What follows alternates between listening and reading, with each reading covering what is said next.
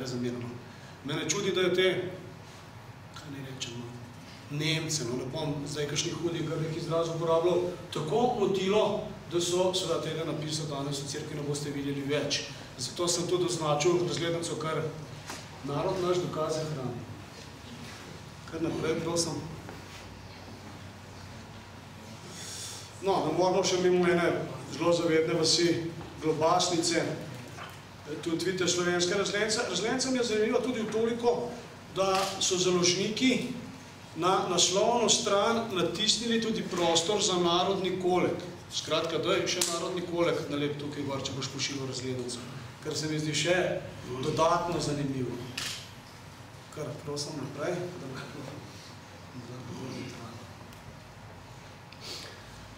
Torej, v Pliberku so tudi imeli svoj narodni dom.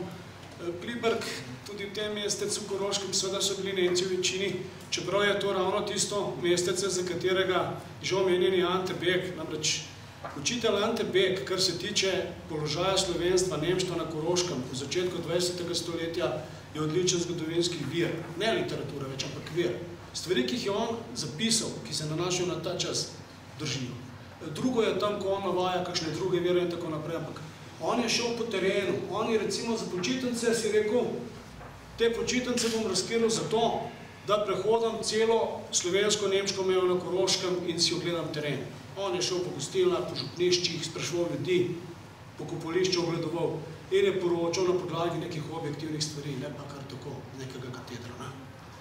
In tukaj vidimo torej gostilno v Narodnem domu, ki je potem, lastnik je bil potem gospod Presnik, še ena mlajša razglednica, ta si je celo drznil izdati razglednico tudi slovenskim napisom med obema vojnama. No, na to moram reči, tudi ne samo na to. Mi je pa Janez opozoril, da seveda je gospod to zastovo slovenstvo drago plačal, ker so ga med drugo svetovno vojno vlačili po zaporih in koncentracijskih lagerjih, dokler ni tam tudi končal svoje to zemeljske poti. Pa tudi celo njegovo družino so potem še slačilo v lager. Pa naprej, prosim. No, pogledajte, ne moramo mimo Šmihela pri Pliberku. Šercerjeva gostilna, ta sploh nima nemškega napisa. To je bila tako zavedna gostilna, tukaj se je dogajalo en kup narodnih stvari, vsi sestanki v začetku, dokler ni bilo doma in tako naprej. So se dogajalo Šercerjevi. Šercerjeva gostilna in mesarija, sploh nikjer nobene nemščine. Je pa, kot vidite, gre za primicijo novomočnih starši in belo oblečenimi družicami ali tako imenovana primicija. Ampak je nastal na ta način tudi en zanimiv dokument za nas. Če vidite tako razglednico, je popolnoma jasno, ta ni recimo poslana, ampak tle ni nobenega dvoma, da gre še za Rajnko, kot jaz rečem, čeprav mi nekateri oponašajo, če to ni prav lepo, Rajnko Avstrijo, ker po plebiscitu ni bilo govora, že tisti, ki so si upali imeti dvojezične napise, so bili pogumni, kaj še ne tisti, ki bi imeli samo slovenske, to ni šlo. Naprej, prosim.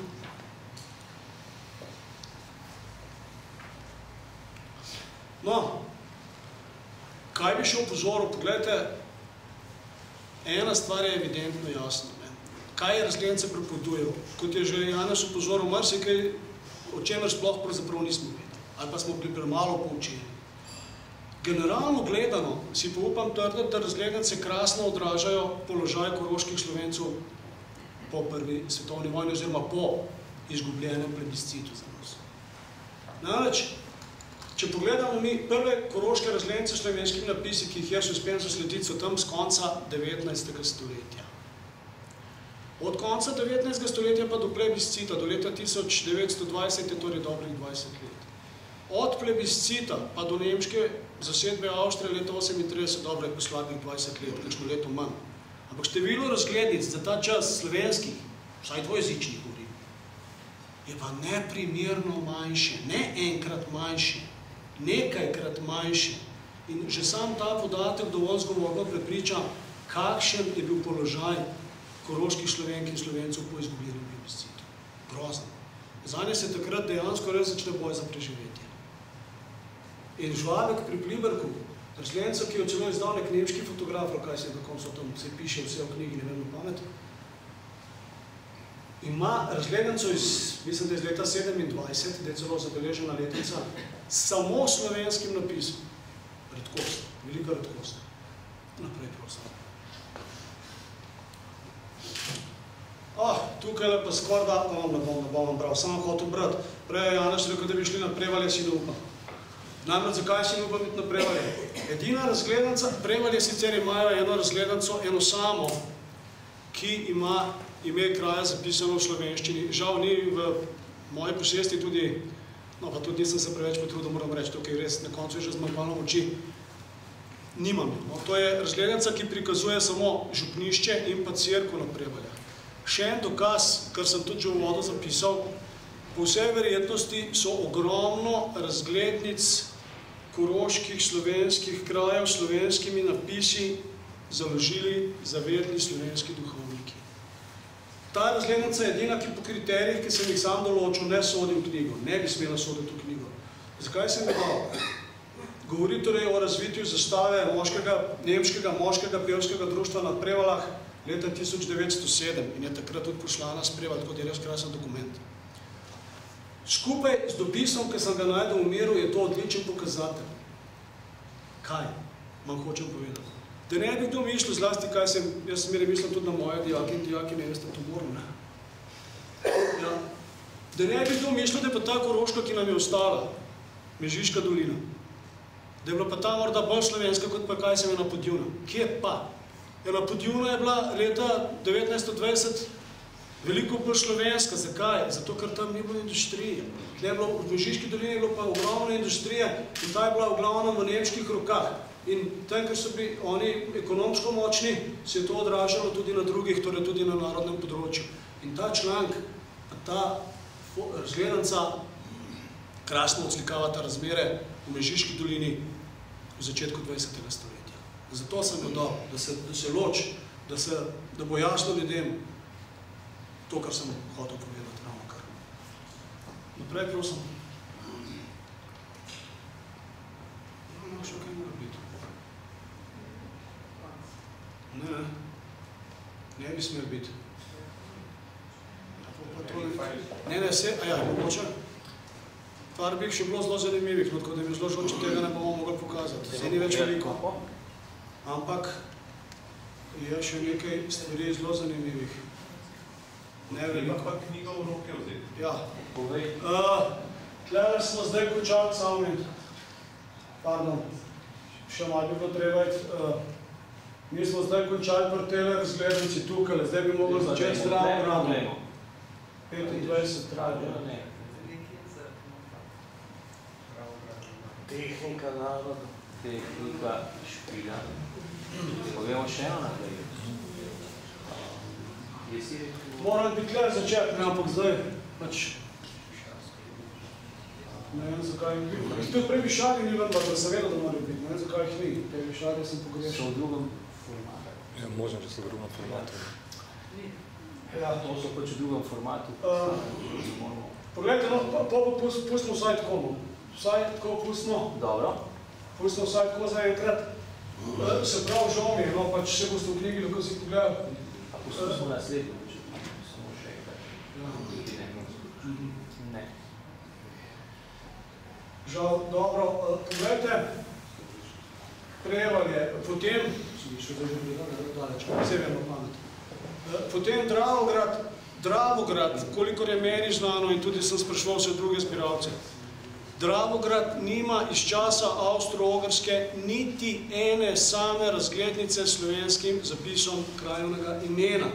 Ta razglednica je pomeščena zato, ker so na stavbi dvojezični napisi. Namreč slovenski kmetje so zdaj uspeli prodreti v trg, tam kupiti neko hišo na polno skrivaj in urediti potem v njej posojilnico, pozneje tudi narodni dom. In to je bila prva hiša s slovenskim napisom v Dravogradu. Sicer pa razmera v Dravogradu, tudi župnija je bila že slovensko-nemška, da se zastopimo, krasno popisuje že omenjeni Ante Bek, ki navaja par odličnih podatkov, kaj se dogaja v Dravogradu, kako so dravograjski Nemci in Nemškutari naseljeni.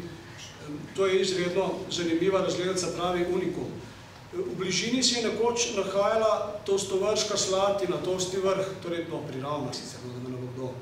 Pri Ravnah Ta razglednica mi je pa zanimiva tudi zaradi tega, po vsej verjetnosti je nastala v priliki zborovanja Ciril-Metodove družbe na Tolstem vrhu in skoraj da ne poznam, no jaz res ne vem, razglednica, zdaj govorimo o razglednicah, da bi imel razglednico Koroškega kraja, kjer tako mogočno in brez skrbi, da rečem plapola, slovenska trobarnica razposlobje, kot je tukaj torej. Tukaj se zdaj seveda malo slabše vidno, žal za pričajo.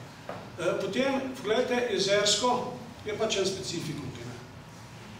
Jezerjani so nekaj posebnega.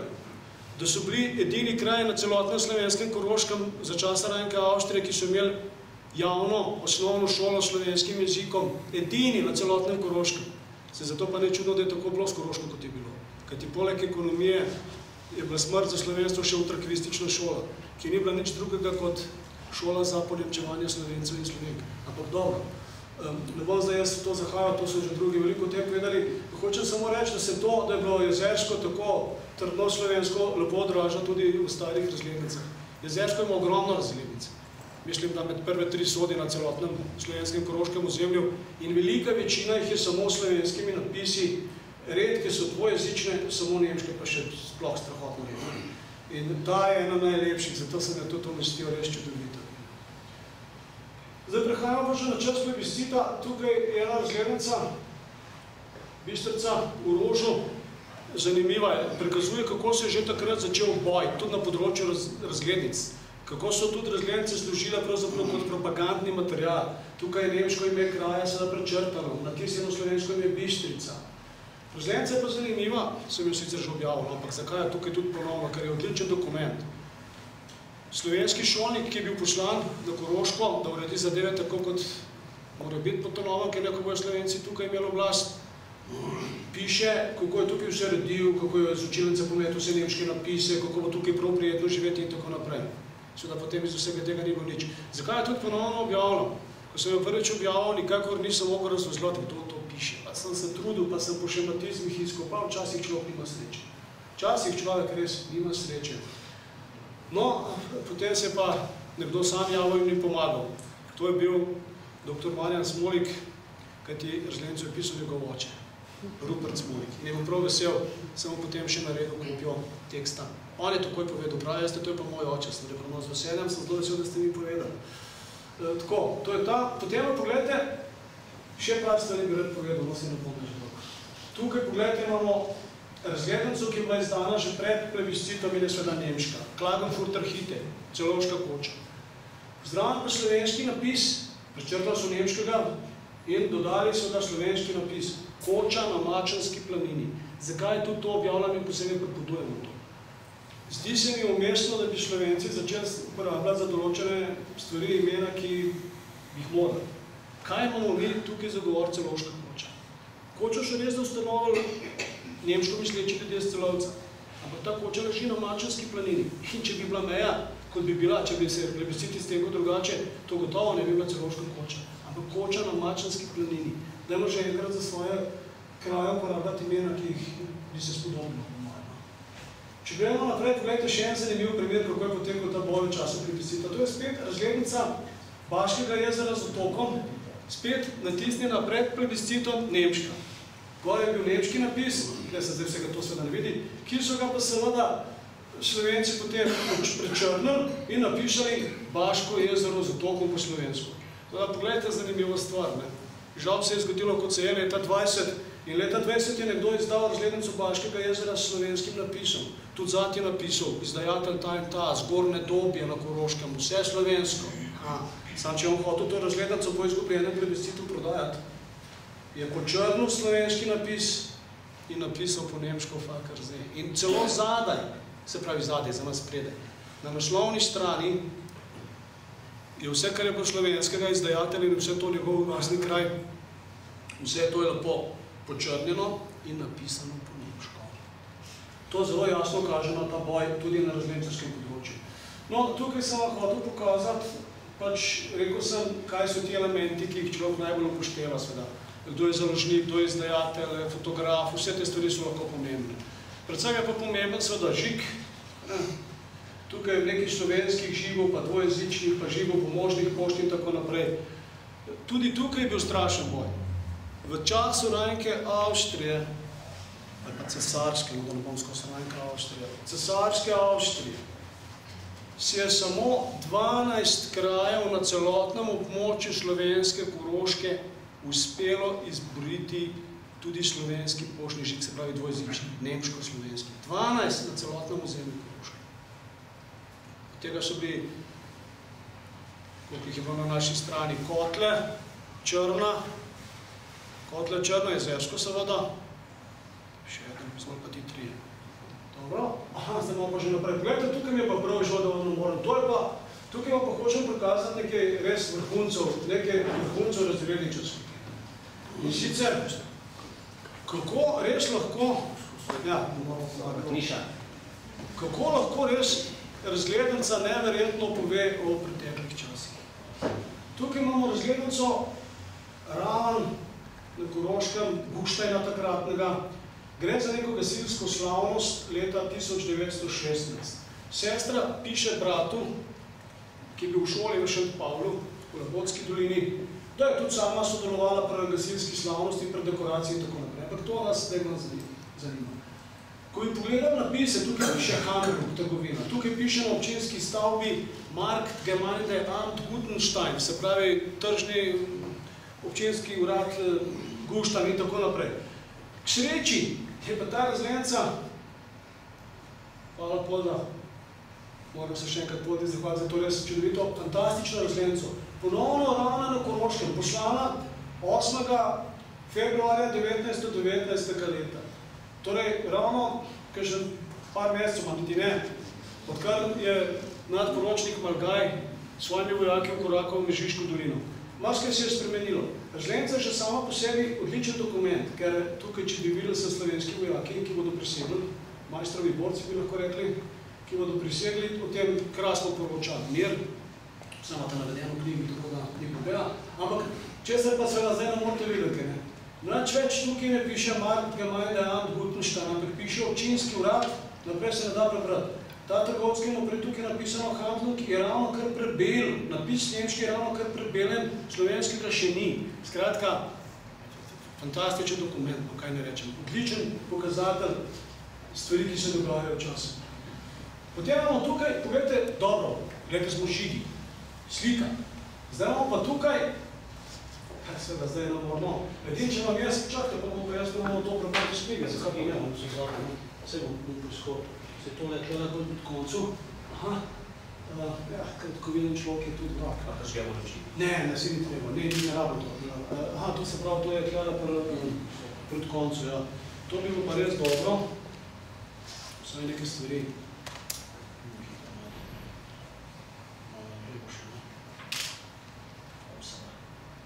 To je pa tako zanimivo, da vam moram prebrati, ker če jaz povem s vami besedami, ne bo to. Ker greš do zadnje strani si predelaš.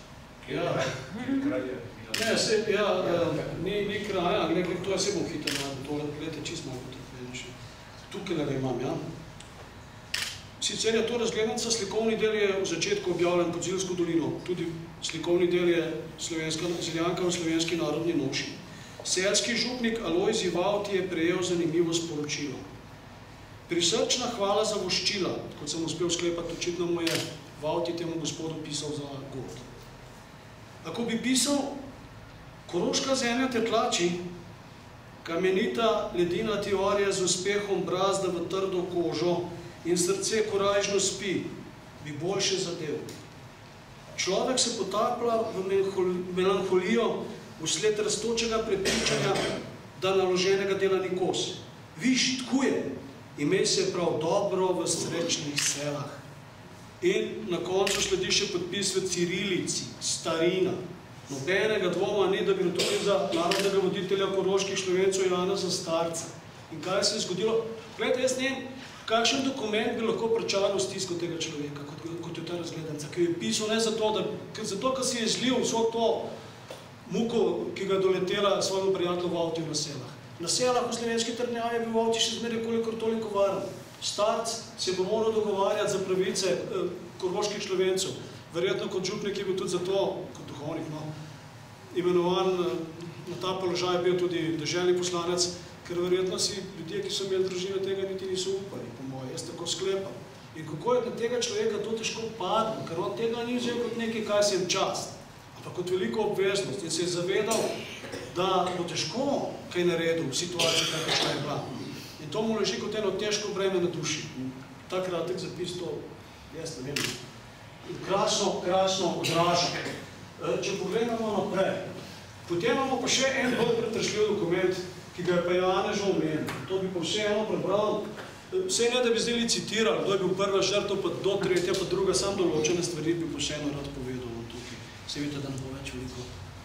Skratka, razglednica je naslovljena na uredništvo časopisa Slovenec in je bila gotovo namenjena koroškemu rojaku, takratnemu uredniku za zunanjo politiko pri Slovencu Lojzu Kuharju. Dobrla vas, 18.4.35. Danes teden smo v Pliberku položili k večnemu počitku monsignora, bivšega dekana v Šmohorju v Zilski dolini, gospoda Držaniča, rojenega v Vrtičah pri Brežicah. Danes pa je dospel brzojav, da je umrl v istem Pliberku aktivni dekan gospod Hribar. Pokopan bo na Veliki petek, jutri, ob 16. Bolan je bil od lanskega julijskega puča, ko se je razburil sled počistov, ki so vdrli v župnišče in obesili na cerkev hitlersko zastavo. Pol ima tukaj še pripis, prej nikoli ni bil bolan, star je 60, tukaj se je zmotil 66 let. Bolan ležal en mesec, med vojsko je bil gimnazijski ravnatelj v Beljaku. 2 slovenska duhovnika v enem tednu sta torej odšla. Uboga Koroška, pozdrav Tomazin Kaplan. Zakaj sem to še posebej podaril? Poglejte, no, ne da bi jaz koga-koli napadil, ampak knjigi, ki sem jo zasledil in govori o zaslužnih koroških slovenskih duhovnikih, mislim, da je bila izdana leta 68, severno od Karavank, je ta gospod Hribar obravnavan, da ne bi slučajno